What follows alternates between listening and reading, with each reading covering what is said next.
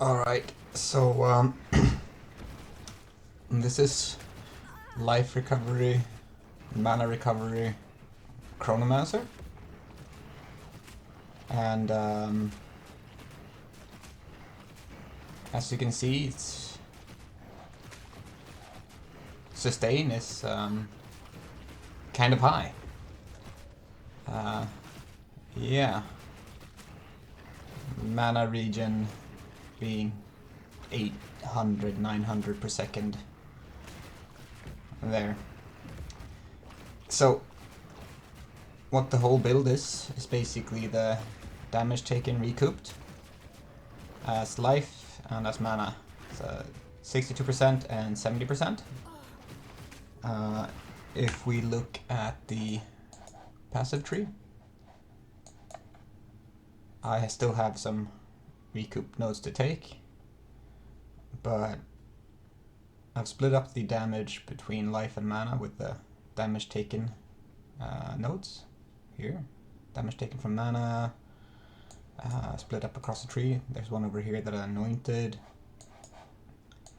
There's a couple over here, damage taken from mana. And then there's jewels, damage taken from mana. And then I just got a bunch of mana, which Eldritch Battery and the life recoup nodes. And one unique needed in the Midnight Braid, which gets the next 50% damage taken. So I end up splitting the damage between life and mana quite evenly. So take 50% damage, recoup 62%. Take 50% mana, recoup 70%. And play as Chrono. The Chrono nodes, 30% damage recouped.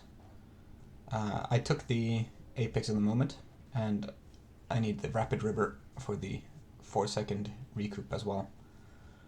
This basically doubles the life and mana regen per second, so instead of 720 it would be 1400 there, and mana recoup would be 1300. So that's kind of absurd. But I took Apex at the moment to more easily do Sanctum, because you don't want to get hit in Sanctum, and slowing people is nice.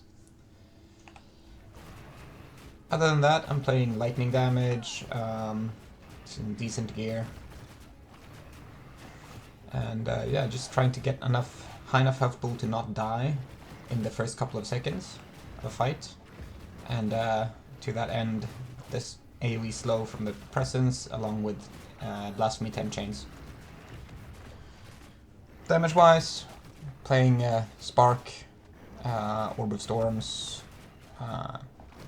Archmage, since I'm getting tons of mana and tons of mana regen, being able to up my damage bunch, nice. And yeah, it doesn't really matter how many things are hitting me, as long as I've survived the beginning part of a fight. It goes crazy. Sustain is infinite. Yeah.